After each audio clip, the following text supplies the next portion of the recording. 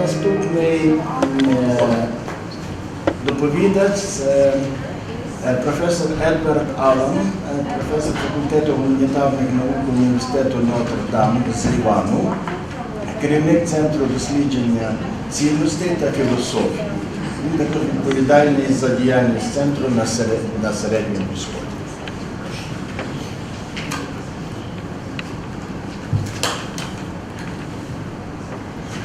Thank you. My title is Reconciling with Reconciliation, a Lebanese reflection in Ukraine. Like most people, I am all for reconciliation, but I am somewhat suspicious of the growing tendency to package, deliver, and sell it as a formula, a method, a procedure, a know-how that only experts in the field possess, measurable, quantifiable, and guaranteed to work or your money back. The same can be said of dialogue, wherein today we could probably point to what constitutes a dialogue industry. Thankfully, we don't have a reconciliation industry yet, at least I hope not. This is not to criticize or undermine in any way movements like the Truth and Reconciliation Commission in South Africa, or the National Commission for Truth and Reconciliation report in Chile, which inspired the work in South Africa. These and other similar movements around the world, though far from perfect, are exemplary in what they stand for and for the most part in what they achieve, and there is much to be learned from them. But human nature being what it is, and the global unbridled capitalist system being what it is, I do think there is a real danger to commodify reconciliation, just as there is a real threat today to commodify any real human need. The problem with attempting to commodify genuine human needs is precisely that they are human, and therefore too personal, complex, situational, unique, intimate, mysterious, and unrepeatable to be quantified, pinned down, or rationalized. I'm not only talking about spiritual, emotional, and psychological needs, but even physical needs, which vary from person to person and even with the same person, sometimes from day to day. This being said, there are certainly general parameters within which we can speak about human needs. And to be reconciled with someone we have had a conflict with is, in general, for most people, one of these needs. I know it is for me. But the way in which we go about such reconciliation and how to do it is anything but general, universal, or quantifiable. There is no formula or ready-to-use kit with operating instructions in, say, 14 different languages to guide us through. Even to define reconciliation is difficult. And if this is true on the individual level, how on earth can we speak about reconciling groups of people within the same nation, or nations with nations, or global reconciliation? All we can do, I believe, is to tell our own stories, to share our own experiences, to give our own assessments as well as we can. If our own existential, deeply personal, almost incommunicable stories about our own conflicts with ourselves, with significant others, with strangers, with our constructs about others and groups of others is accurate, consistent, and honest enough, then we may be able to reach some common truths or insights that could be meaningful and fruitful for others as well as, of course, for ourselves, and probably, maybe, institutionalized to some small degree. So the effort is worth it. Thus my title, Reconciling with Reconciliation, a Lebanese reflection in Ukraine. I have said a Lebanese reflection in Ukraine because I'm certainly not qualified to speak about Ukraine, although I have had Ukrainian friends most of my life and have been coming to Ukraine for academic work with students and professors for almost a decade now. And since I was in Ukraine on March 16th, 2014, during the Crimean status referendum. And again present here exactly 4 months later, on July 17, when Malaysian airliner Flight 17 went down over Ukrainian airspace, killing all 298 passengers on board. I not only feel a close affinity to and affection for Ukrainians in Ukraine, but feel as if I have a kind of duty to tell others what I know. I have also said in my title, a Lebanese reflection, using the indefinite article a, because again, I am just one Lebanese citizen trying to communicate my own little experience in Lebanon. And in many ways, I am not that qualified to speak about Lebanon either, or about such a monumental subject as reconciliation in Lebanon, because I have only lived permanently in Lebanon for the last 20 years, and thus was not there during the 15-year period from 1975 to 1990 when the Civil War was raging. I was there off and on, however, when the Civil War was rampant in the late 80s, and then later in the early 90s. I was twice stranded for a few days in my ancestral village that borders Israel, cut off from my family in Beirut, while Israel bombarded South Lebanon. I was also confined to my home for 33 days in 2006, when Israel in its seventh war against Lebanon blasted the country to pieces, at times indiscriminately, with internationally banned weapons, destroying key infrastructure and killing thousands of innocents. I was also present during the 6-month internal war in 2007 at the Nahal Palestinian refugee camp, when radical Sunni Muslims began terror operations throughout Lebanon. People forget that in addition to the 1.5 million Syrian refugees presently in Lebanon due to the conflict in Syria these last 4 years, there are still 500,000 Palestinian refugees in Lebanon who have been there ever since they were driven from their lands and homes by Israel in the late 60s and early 70s. I was also present during the string of assassinations and indiscriminate car bombs that rocked the country off and on for a decade, while the armies of both our neighbors, Israel and Syria, were finally being driven out of the country after decades of occupation. Thus, I have had a taste of what it was like to be in Lebanon during that 15-year war, which historians have described as one of the most convoluted, perplexing, violent, and internationally intertwined conflicts of the latter part of the 20th century. When the conflict in Syria began, experts predicted that if it were to last more than a year, then war would certainly break out in Lebanon, since so many of the same ingredients that keep the war going in Syria are also present in Lebanon. Today, it is a small miracle that after 4 years of war in neighboring Syria, Lebanon is still relatively peaceful. Why, we may ask? I think it has to do, paradoxically, with our topic, reconciliation. I say paradoxically because Lebanon, according to numerous international associations that specialize in post-war reconciliation efforts, regularly report on the lack of public will in Lebanon to discuss openly what happened during the war. And yet, it is clear that in spite of all the external attempts to ignite war again during these last 4 years, those who are able to start and sustain civil war in Lebanon have decided not to.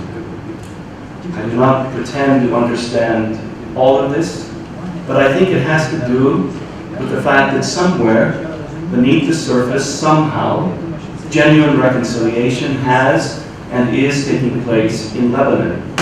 And if not full reconciliation, at least forgiveness, which of course is the first and fundamental requirement for true reconciliation.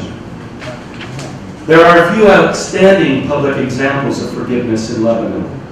Warlords who have come out and publicly apologized for their crimes and have asked forgiveness. These are rare, but they make a world of difference. One of these former warlords, a Christian Maronite, whom I know personally, and invited to address a seminar I organized at our university in Lebanon that brought together philosophers from all around the world for an entire month to live together and reflect together on the theme of forgiveness. The resulting volume, Compassionate Forgiveness, Religious and Philosophical Perspectives from Around the World, confirmed for me that collective progress on these fronts is achieved by sharing our own unique, intimate, and existential experiences of struggling first to forgive ourselves and then others.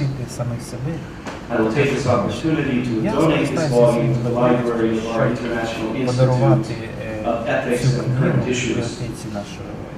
Another relevant volume, which I would also like to donate to the Institute's library, is particularly appropriate for our purposes because the inspiration behind it is a remarkable woman of Ukrainian descent who has spent all of her adult life in Lebanon with her Lebanese husband, children, and now grandchildren, all of whom are Lebanese citizens.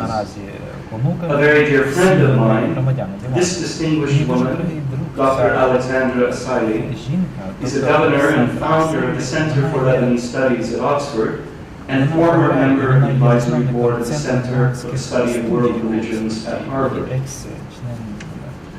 As witness to the pain and insanity of the civil war in Lebanon, Alexandra decided to explore her own responsibility for war and peace, and was led down an extraordinary path toward the study of psychoanalysis, eventually becoming an effective and much sought-after psychotherapist herself. She has made valuable contributions to a number of the seminars we organize in Lebanon, offering significant insights into how intergenerational memory links can either free us or enslave us. She speaks of the memory puppet master who lives in and feeds off the active pain of a memory, sometimes hundreds of years old, who manipulates the present and the future until the pain in the memory can be released. Once released, this puppet master is parasitically given the needed nourishment to survive and continue the cycle of violence on which it thrives. This, of course, is a development of ideas put forth by Carl Jung in his seminal work, Memories, Dreams, Reflections, where he gave greater emphasis to the ways in which a collective problem, if not recognized as such, can thus appear as a personal problem and may give the impression that something is out of order in the realm of the person's psyche, which may not at all be the case. Jung's emphasis on the ancestral unconsciousness has clearly influenced the thought of Dr. Asili, and she has applied her own understanding of this insight to her work in Lebanon. One of her projects, many years in the making now, is the construction of the Garden of Forgiveness in downtown Beirut. Currently on hold, but with still a chance of succeeding. It entails a significant space in the heart of Beirut's central district, where one can walk through a garden, punctuated by various layers of civilization, beginning as far back as Phoenician, and continuing progressively through Akkadian, Babylonian, Persian, Greek, Roman, Byzantine, Latin, Arab, Mamluk, and Ottoman ruins. These archaeological treasures were accidentally discovered, in fact, during the modern reconstruction of Beirut after the 1975-1990 war, and barely escaped being built over. The backsides of 6 Sunni and Shiite mosques and Catholic and Orthodox churches touch the garden, which is also in the vicinity of Beirut's old synagogue. The contemplative space is designed for one purpose, and one purpose only: forgiveness.